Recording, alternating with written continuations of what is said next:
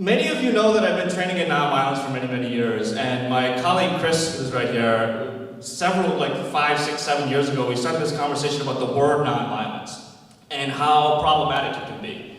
Because there's just so many misunderstandings about what nonviolence means and what it doesn't mean, and we feel like sometimes it's more of a barrier to creating dialogue than anything. And so for years, we were having this conversation about we need to find a new word. Like, what can we call the thing that we so deeply believe in, but isn't a word that's just going to like cut off dialogue with a lot of communities that we want to work with. And a couple of years ago, maybe less than a couple of years ago, this network that I'll share a little bit more about, this frame, fierce vulnerability, emerged. And it kind of just like stuck. And we ended up developing a 2-day workshop on it, and we've been exploring what fierce vulnerability means for the last couple of years. And it's a new thing that we're still trying to understand ourselves. And so every few months I feel like I understand what it means, at least for myself, even deeper. And when I think about fierce vulnerability, most recently, I've been thinking about Cindy and John. I met Cindy and John about a year ago, and John is an incarcerated man who's currently locked up in Folsom State Prison. And he's serving a life sentence for having murdered Cindy's son about 20 years ago. And about a year ago, Cindy reached out to us because she was ready to have a dialogue, have a face-to-face conversation with John, and to forgive him. And so, over the next 8 months or so, I got to know John, got to know Cindy just one-on-one, and last month in April, we were able to bring them together for a dialogue.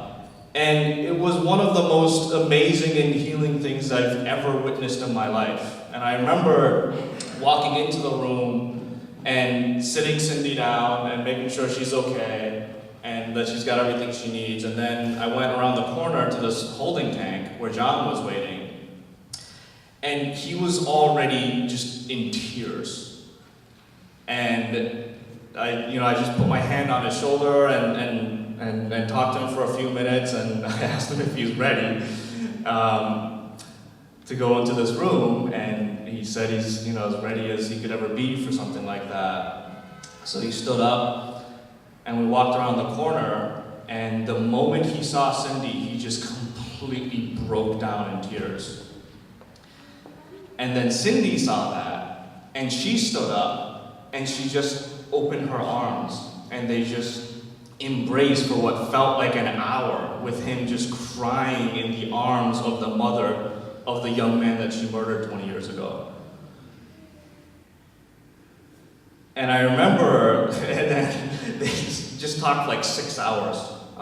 As facilitators, we didn't have to say a word. And I remember at some point, Cindy was holding John's hands, and she says, I needed to hold these hands because these are the hands that shoved a knife into my son's chest and took his life from me. And I needed to have a different relationship with these hands. And it was like 6 hours of, a lot of the conversation was Cindy, like holding space for John and letting him know that he's loved, that he's valuable. That's fierce vulnerability. Right? Like the courage and the fierceness for Cindy to call us and say, I'm ready to have this conversation with the man that took my son's life. And then for John to say, I'm willing to meet her face to face and show up without an ounce of defensiveness, with just all of who he is, all his sorrow, all his guilt, all his shame, and just allow that to come pouring out of him in front of the mother of the person whose life he took away. I've come to believe that change is fractal in nature, that what's possible at the smallest scale is possible at the largest scale, but also that the principles and the spirit and the energy and the strategies and the tactics used to transform conflict at the smallest scale has to also be applied at the largest scale, because of its fractal nature. Right? Like what happens at the smallest scale is possible at the largest scale, but only if we use the same kind of spirit. And so what happened between Cindy and John is what's possible at the smallest scale if we can be fierce and vulnerable at the same time, if we can have courage and softness at the same time. Like the depth of transformation that is possible with that combination is almost unspeakable. But if we kind of zoom out a little bit, because that's what's possible between two people at the interpersonal level, I also have the privilege to be a core member of the Ahimsa Collective, and we do these restorative justice circles that are about 16-month-long curriculums in several prisons around the state. And we work with a group of about 20 men over 16 months. And the Realize curriculum that we facilitate is largely for men who have a history of intimate violence, of sexual violence and violence against children, some things that even in prison, where violence and crime can be glorified, is really looked down upon. And over 16 months, we unpack each man's entire life stories, and we create space for men to talk about the things that they are most ashamed of in life. Because I found that if you can create space where people can feel safe to speak about the thing that they're most ashamed of, like the potential for healing, to be able to say without any defensiveness, I did these things, and to trust a community to hold you through that in the way that Cindy held John through that. Because we're harmed in relationship and we're harmed in community, and so the healing also has to happen in community and in relationship.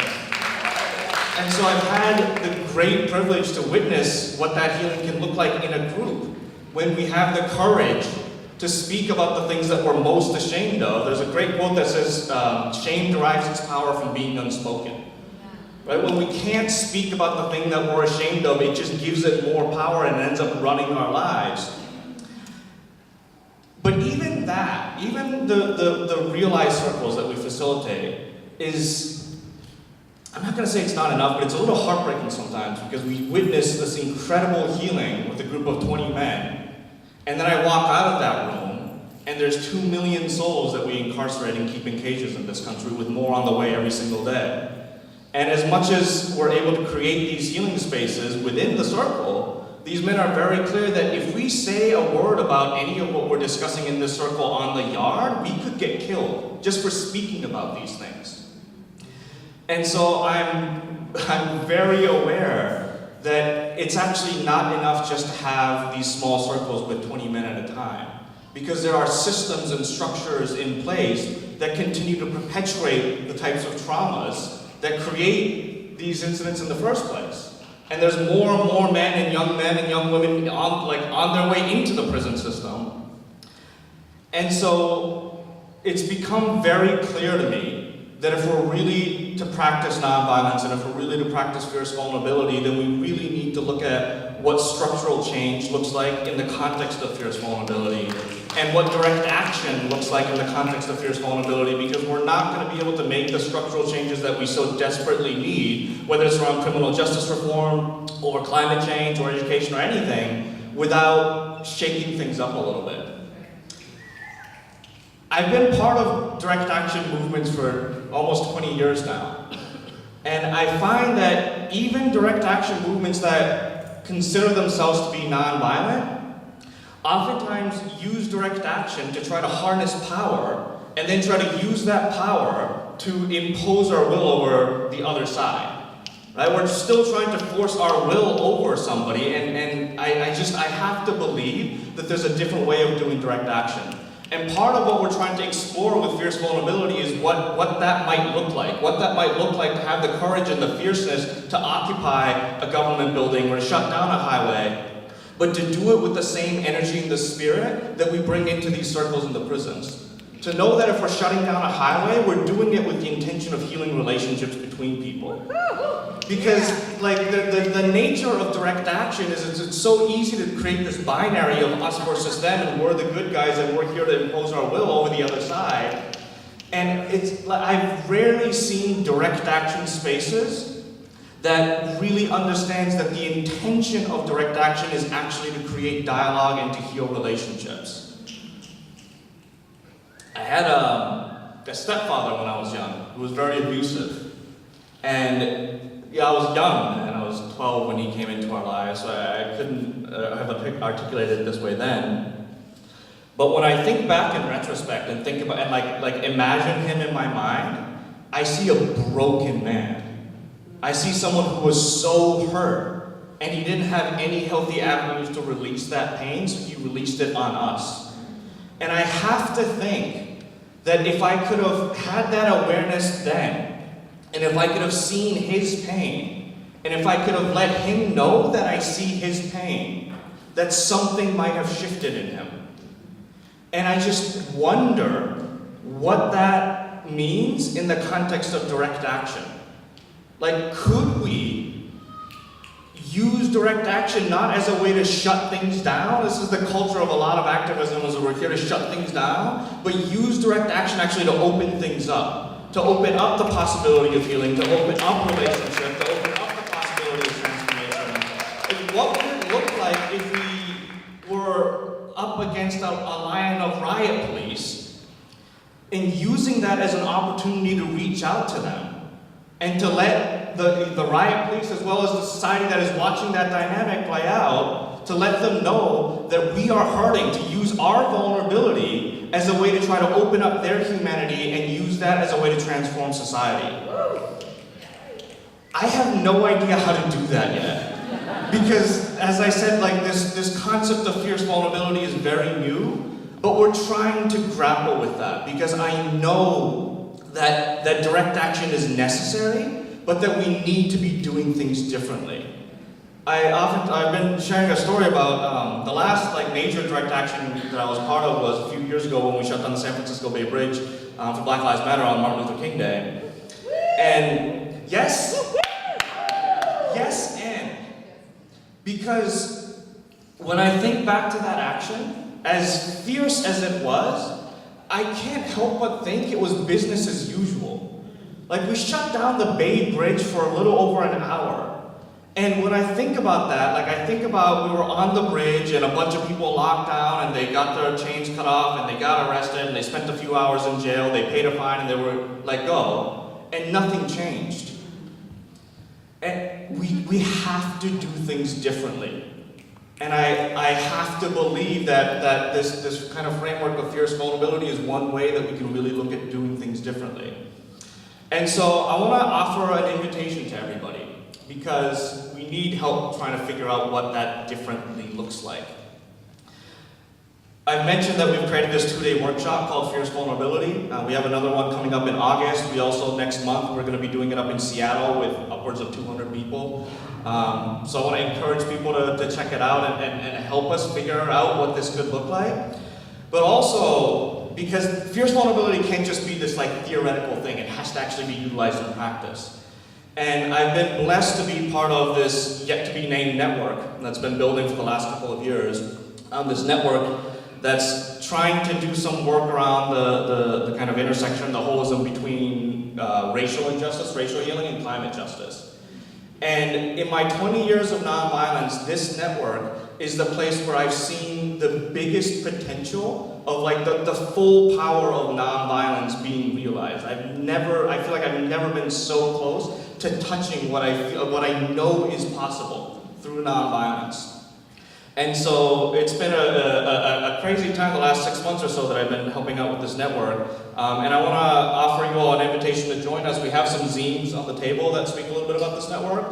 But also, through the course of organizing around this network, I've been able to meet a lot of incredible people. And Morgan Curtis, who's from Catacomb Farm, as well as many other communities, including East Bay Tribe, is one of the people that I've gotten to meet and really get to know over the course of the last 6 months or so. And so I also want to share the space with her and give her a chance to share a little bit about what fierce vulnerability means to her, and share a little bit about her experience with that. I'm going to share 30 seconds of my story and then a little bit about an action, and then I'm going to invite you to talk to each other. So I would say that my story begins with the dawn of time, but it also begins in about 1618, which is when my ancestors came to this continent. And my brother and my cousin are also here, so they're ancestors too. So I'm descended from first settlers of Connecticut, Massachusetts, New York. My ancestors arrived on the land of the Wampanoag people, arrived on the land of the Narragansett people. My 8 great-grandmother, Elizabeth Phones, received a Siwanoy woman as a slave at the end of the Pequot War. And so I know that who I am, who I've been able to be, the privileges I've walked in this life, with this color skin, with the experiences and the learning I've had, are intimately tied to the suffering, the pain upon which this country is built. And so that's my why for fierce vulnerability. That's my why for the healing that's needed in this time. And I know that it's my life's work to show up for that healing, to show up for the possibility of beginning to put right the greatest sins of this country. And what's that looked like for me in the years that have gone by is having the privilege to work in the climate justice and fossil fuel resistance movements. Because I see climate change as just the latest expression of the sins of colonialism, of white supremacy. And that as we tackle this great Earth's cry, that we must 100% necessarily tackle those underlying root causes. And so it's been a great privilege to work with Kazu, with Chris, with other folks on how is it that we show up to this great cry in this time. And my experience has been that a lot of our movements are not doing this in a way that looks like the world we want to build. Has anyone ever been at an action or at a meeting or at something that's called activism that just made you feel terrible? Yeah. See some hands, hear some yeses. I've been there too, all the time. And I've only had a few glimpses of what can be possible when we do things differently. But the story I want to share is from 2016. One person in this room was there for that story, so. It was the morning after the presidential election. I'm sure you remember where you were that morning. And I was with a delegation of United States youth organizers at the United Nations Climate Change Conference, which happened to be in Morocco. And it was 6 a.m.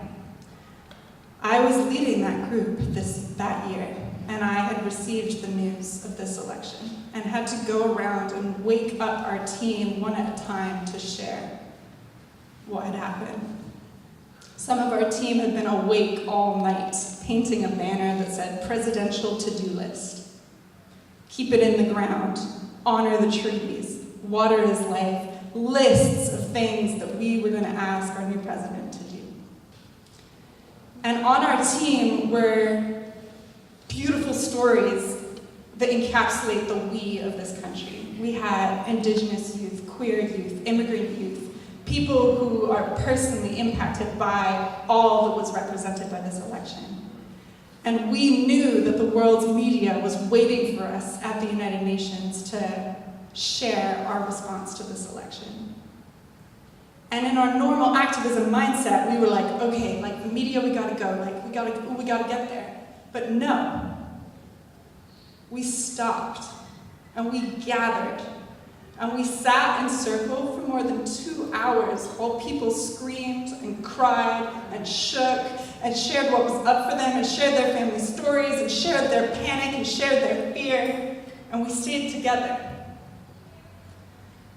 And only as we moved through the emotions, only as we imagined what was ahead, as we drew on the strength of our ancestors that have come before it, did we finally see that we were ready to go and take action.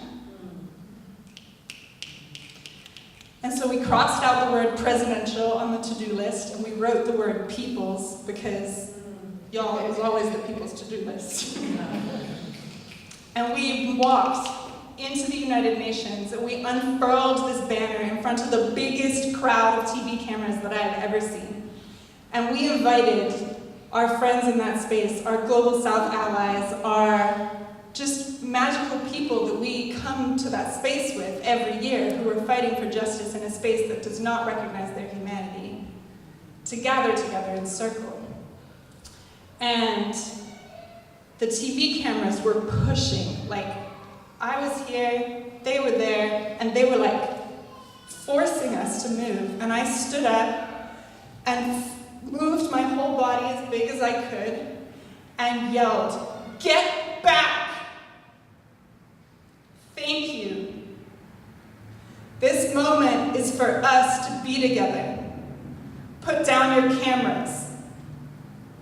And we formed a circle of people from around the world, and we held space in the middle of the UN conference for people to pray, for people to sing, for people to cry, for us to just be together.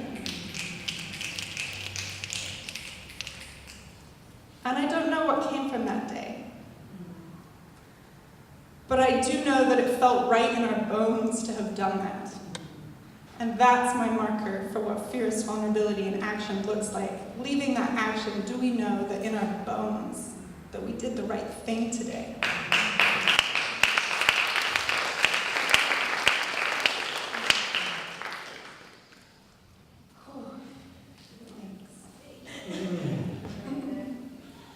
So I'm going to invite you now to turn to two people that you didn't come with. So there'll be three of you. Maybe you know each other a little bit, maybe you're new. And to just talk, to take about 10 minutes together. What is an area of your life where fierce vulnerability could be in action? And if that area isn't already in your life, what is it that you're calling in? What is it that you want to be part of out in the world that you're not yet part of?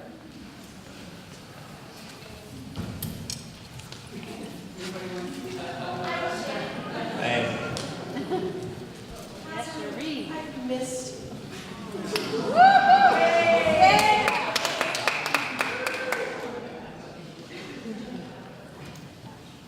I just feel my heart, feel my heart, feel my heart. It's like Kazu's story, Morgan's story, the stories of my group. I'm just so attuned. I work for an organization called Challenge Day. Some of y'all might be familiar with it. Vulnerability is, that's where I learned, it is the medicine. It's just the way. And when I feel my heart, it's just like all of the defenses and the need to be right and the terror of shutting down, it just like it falls away. And so I know that what your hunch is it. And I've seen the power of the interpersonal. We've talked about this. We've seen it even in the kind of collective to a certain extent. What does it look like when we're penetrating? I was also at the Bernie rally yesterday and the Warren rally the night before, and one thing that I was very struck by was the absence of vulnerability. And maybe even the absence of courage. It was so powerful, I think, for the Thrive Choir to be there because we bring so much of that heart and story and remembering to each other in the earth. And yet, what would it look like for each of us in the places where we touch and influence and have access to power and build power to really lean into that, stretch into that? I feel grateful to feel my heart, and I feel grateful to the two people in my group. Amazing how in 10 minutes you feel this deep sense of just commitment to another person's wellness when they dare to open. So, thank you. Yeah.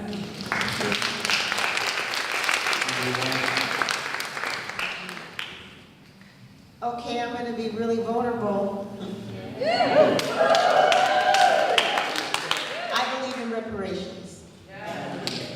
I believe that it's time that America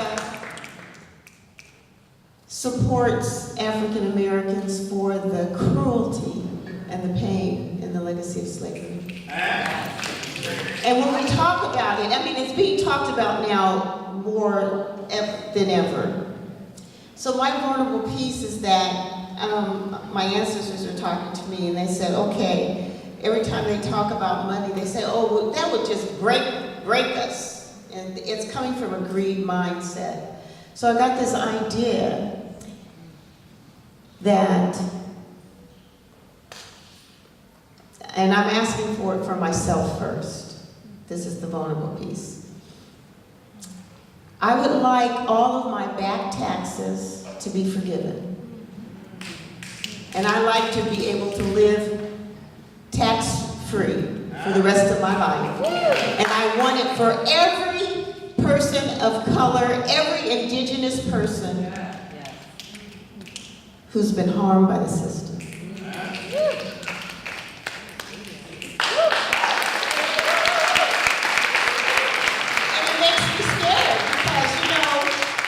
People think that we have to pay taxes. But we do. How many people in here don't pay taxes? Because of the fear. I have not paid taxes. All right. But the point is that there's so much fear. And the vulnerability is, I don't want them to come after me. So who do I dare say it to? Where I can't be that vulnerable? But the time is now. Thank you.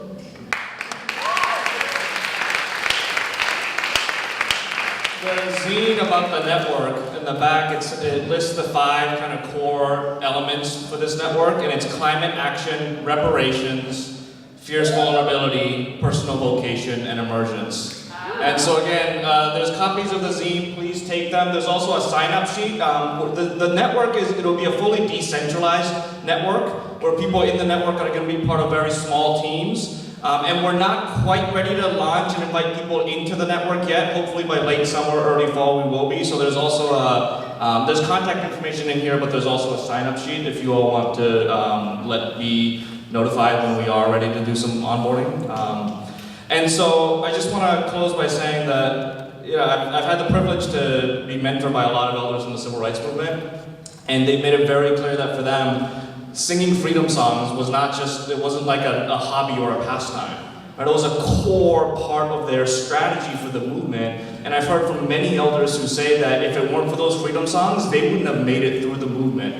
And those freedom songs is one way to invite vulnerability, because actually the first time I ever heard about this network, there's a music group, a duo called Muse, who many of you may know.